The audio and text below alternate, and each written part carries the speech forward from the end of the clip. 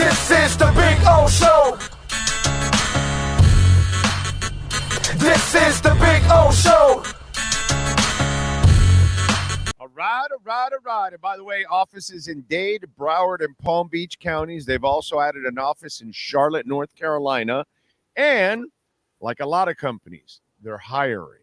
So if you happen to be in this kind of a career, call the folks at KSDT CPAs. And we got tax season right around the corner. Call the folks at KSDT CPAs, 305-670-3370. And, of course, if you own a business, you need year-round guidance. Nobody better. Top 200 firm by Forbes, KSDT CPAs. How you feeling, my man? You thawed out already?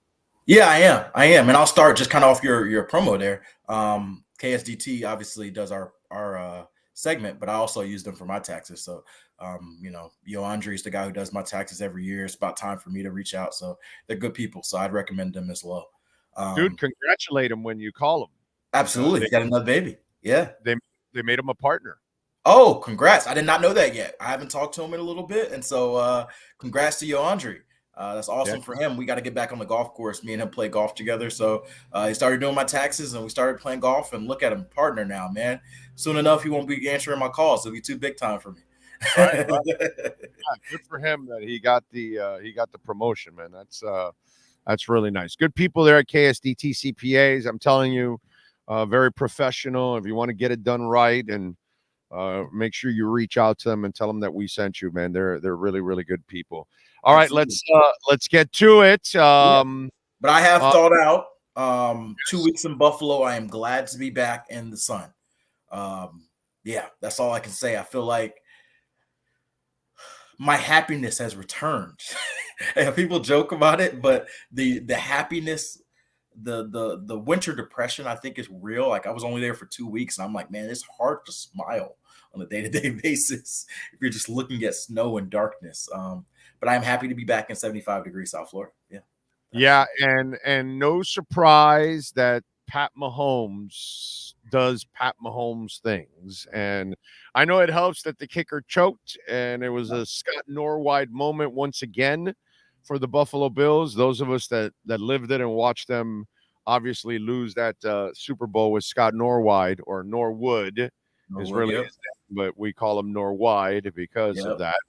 But anyway, so that was how was that? How was the emotions, and how was that building? How was the atmosphere after all of that? Because, dude, the memes and the videos of crying Bills fans and all that stuff was out there. So it's crazy. I'll take you into it from my view, because I'll just be real. That crowd was rocking. They were pretty intense for that game. They said it was their home field advantage, and you felt it. I was walking the field, and they were yelling some things at Chris Jones that I probably wouldn't yell at my worst enemy.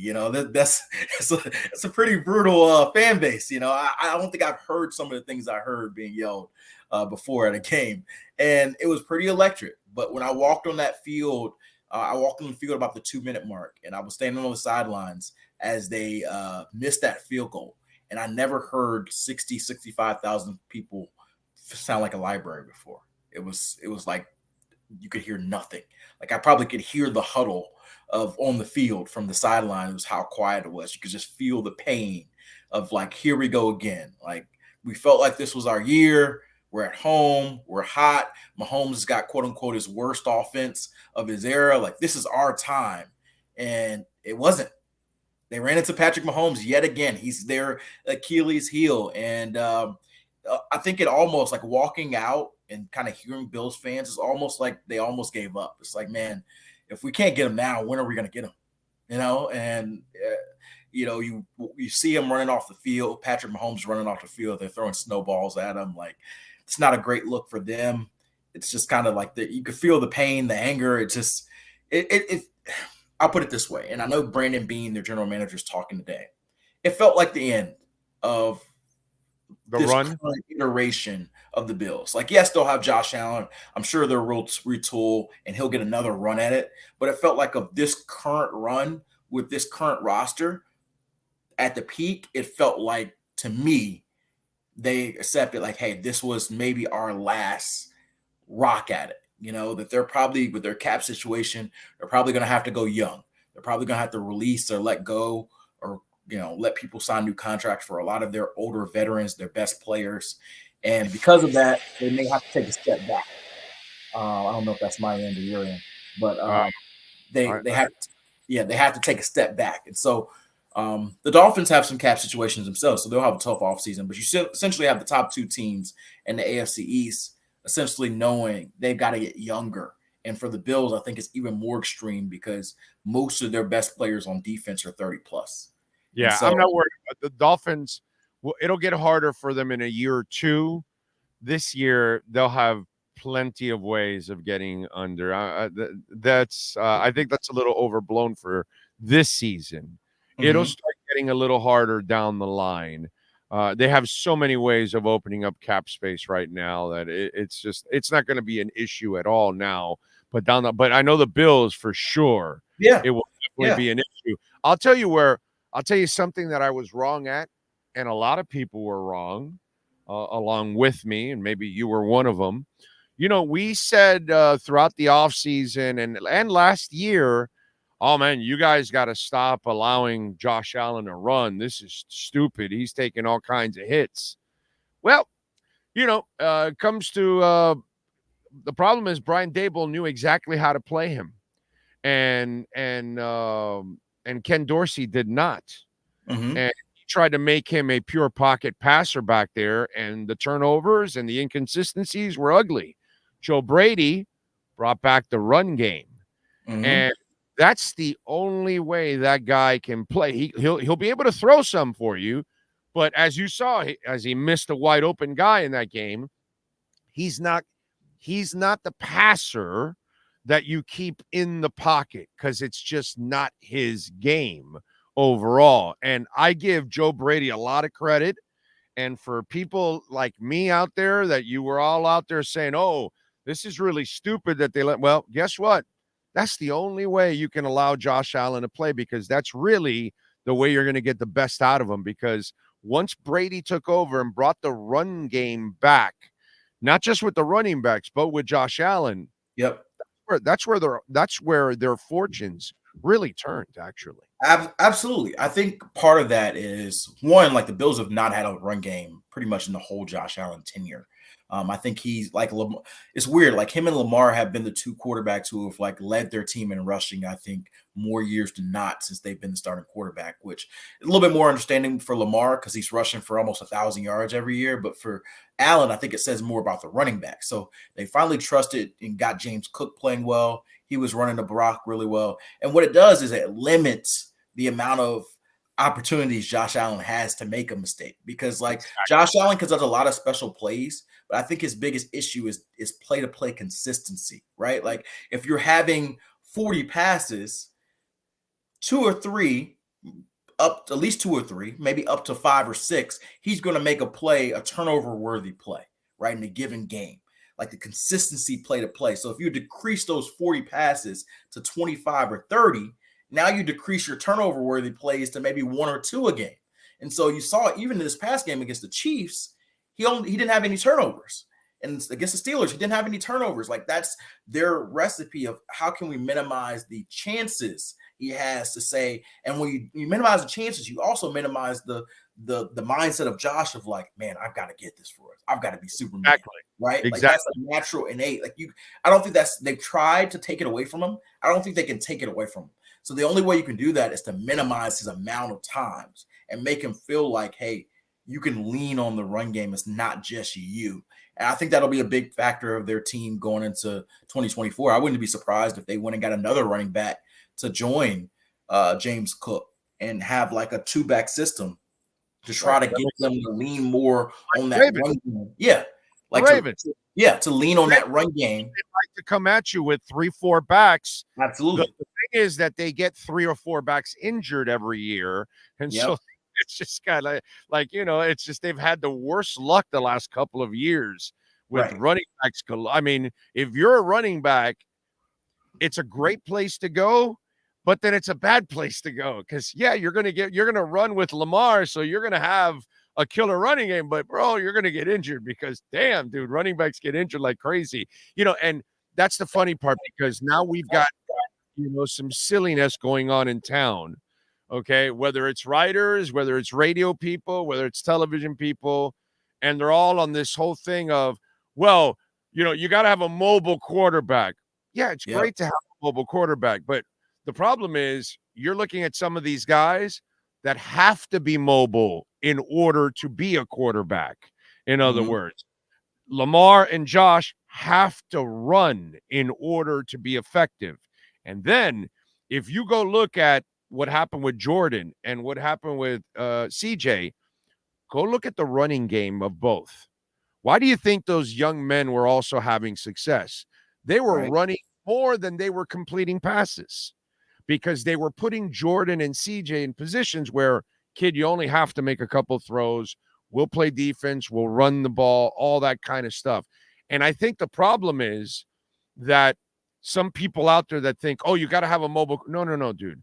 What you got to do is have more balance in your offense. And I think that's what the Miami Dolphins have to get back to. Not back to, once and for all, have a true dedication to the running game, so it really complements and set Tua up. But if you're going to be the reverse and you're going to put Tua and you think he's Marino or he's Elway or he's Joe Burrow or he's Mahomes, that you could just sit back there and have him throw 40 times a game, sorry, you're not coaching a gunslinger. So stop playing the gunslinging game. It's not so much about Tua having to run. It's about the team having to run. Agree or disagree? I think so. I think what you want in an ideal situation is you want to be unpredictable. You want to be in a situation where you can both be unpredictable, but also be predictable and have success still. I think that was maybe the biggest issue here, is that, number one, they found a way, especially early on and really throughout the season, to be successful running the ball when they were unpredictable. When it became a situation where they fell behind, they became one-dimensional, or it became an obvious run situation, that's where they struggled. And so they've got to figure out how to own the mentality of we're going to run the ball. We know you guys know we're going to run the ball, and it's not going to matter, right? Like Seattle with Marshawn Lynch in those absolutely, days. Absolutely. So that's Derrick Henry. You knew it was coming, and you're not, and that's why I say go get Derrick Henry. So that's the next level, and part of that's a running back, part of that's offensive line. I think as much as we give credit to Butch Berry, and he deserves a lot of credit for lifting up the offensive line, I think there were probably limitations at their talent level overall that they had to overcome. That ideally you can find maybe a guard upgrade or two. Obviously you don't have your starting center. Liam played valiantly lately, but you still need upgrade at the interior of your offensive line. Rob Hunt was pretty good on that side. Austin Jackson played well, but and Kendall Lamb filled in good for Teron Armstead. But overall, as a bunch, I probably say they need to get better and more consistent as a run blocking group. And so those are things I would try to target in the offseason. Maybe it's a Derrick Henry edition, but I would probably focus more on what can we do to solidify that offensive line so that we can do that. And then part of it's going to be on Mike McDaniel. This offseason, I think he's going to do a lot of internal evaluation, and there's a lot of things he did really well, but we've talked about some of the game management questions, and I think he'll evaluate that. And I also want to see him figure out, in game, when we struggle to run the ball early, how can I stay consistent to it? How can I not maybe fall in love with the trap of we have Tyreek Hill and Jalen Waddle? And so if the first two drives we can't run the ball, I'm just going to go away from it, right? Derrick Henry. Maybe, but that's a mindset thing, not as much as I don't even know if Derrick Henry changes that. You think that, but you have that booster, and you're yeah, I can feed him. I can feed him. Yeah, but I would say this about Derrick, and I love Derrick. Is Mike going to trust him to be on the field for 3 downs? And if he's not, does that solve your issues? I've been talking about this on the show. Did you see what that smart son of a bitch did? Who? Did you see what he did the last 2 years? Derrick Henry. He definitely got better as a receiver. He got a lot better as a receiver. Yep. Hey, let me tell you something. That came from him. I don't know anything on that team, but all of a sudden, go look at his stats. He started catching 30 balls a year the last 2 years. Right. And he wasn't doing that because we never looked at him as a receiver. that son of a bitch knew he was going to become a free agent, and he must have been saying, throw me the ball, throw me the ball. Right. And he proved to people the last 2 years he can catch the ball, actually. So trust him, because I watched it the last 2 years and I've talked about it, and I'm super impressed with Derrick Henry in that sense. And by the way, watching him, how he addressed his way out here, I like this guy, dude. I like this. I like the person, actually. He's a great dude. Derrick Henry's a great. I can sounds vouch. Level-headed dude, brother. Yeah. I mean, He's a very smart dude too. Like, one thing I think that running backs, maybe the running back position and running back coaches aren't given enough credit for, is their talent, intelligence. They're not just a pound straight ahead dude. Like Derrick Henry's knowledge of the entire game, of what offense looks like. Like, I think it's pretty advanced, and he's an impressive dude. And he's a Florida dude, and so I'm sure he would love to come back to Florida. He had a podcast with Bussin' with the Boys with Taylor Lewan and Will Compton. And I don't know if you saw it. I'm sure Dolphins fans, probably a lot of you guys did. He thought he was going to be drafted to the Dolphins when he got drafted. And he said that's where he wanted to go coming out of the draft. You know, it's a Florida kid who, Miami obviously is I'm partial here, the best city in Florida. And it makes a lot of sense, right? So yes, I think there would be a lot of interest from his side. But again, I brought this up last. Are you going to pay him what his demand's going to be? Because this is a franchise that traditionally has not put a lot of resources into the running back spot. Obviously, they spent a 3rd round pick on Achane last year, which is probably the highest they've gone in a long time, since King and Drake, I believe. And they probably want to value him. Raheem Mostert's coming back. I believe he's under contract. One thing I keep an eye on is he's going to want to raise, because they got him at a great value. He's under contract year 2. He doesn't have any guaranteed money, but he's set to make maybe $2.5–3 million, and he's a Pro Bowl running back. And so you might have a situation, just saying, where he comes in here and says, I want to raise, and if I don't, then I'm not showing up to certain elements of. I think that I could see them giving him a little bonus and add incentives to it. But I would bring Henry, because those are 2 finesse backs. Let's keep those guys fresh. Raheem's not a finesse back. Raheem is not a finesse back. I know he can bring the hammer, but he's really not a hammer back. So I'll tell you what. I talked to. He's still a speed back. Yeah. My point is, I'd rather jab you with Henry, and then just dazzle you with Mostert or Achane, as a difference, as a change up there. To me, that would be amazing. But one of the things I explain to people, because either they talk about the mobile quarterback, which is really not, you can talk about that, say, well, I want Tua to be running. Well, guess what? Some of those running quarterbacks can't sit in the pocket like Tua can and make a living from the pocket. So there's a reason why they have to run. And then they talk about the young guys. Oh, CJ, which he did a great job. I love what I saw from CJ, and even Jordan Love. But what I try to explain to people is you're not really watching the game. So CJ got his ass kicked 34-10. Well, one of the things they were able to do all throughout the year, helping out CJ, was run the hell out of the ball. Guess what they did that day? Running the ball 14 times, 38 yards, 2.7. So CJ didn't have the running game, and that put more pressure on the poor kid. And then young guys did what young guys do, and he'll be fine down the line, learning thing. Now, Jordan Love was able to stay in the game with the Niners. Why was he able to stay in the game? Was he so amazing? No, not really. He actually threw 2 interceptions and 2 touchdowns. It's that Aaron Jones had 18 rushes for 108 yards at 6 yards a carry, and they ran as a team 28 for 136 for 4.9. Jordan Love completed 21 passes, and they ran 28 times. Mm-hmm. And it's people aren't watching. Whether it's Lamar and company running, whether it's Josh Allen and company running, or whether it's quarterbacks like CJ and Love that aren't going to make any yardage either, because they're not running quarterbacks, but they have the complementary of the run. And that, to me, is the element that is missing. And that's why I harp so much on the Derrick Henry thing, because maybe that'll make Mike McDaniel be more disciplined to that running game and help Tua out, instead of putting him out there thinking he's Marino. And Marino can do that shit, throw 40, 50 times without a running game and survive. And Joe Burrow can do that. And Pat Mahomes can do that.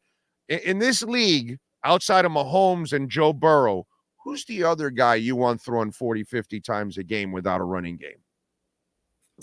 Mahomes and Joe Burrow? You got to go pretty far down. There's not many, right? Like, I know some people will say Justin Herbert. I'm not there with him. Oh, please. You know? And so I haven't seen it enough when it counts.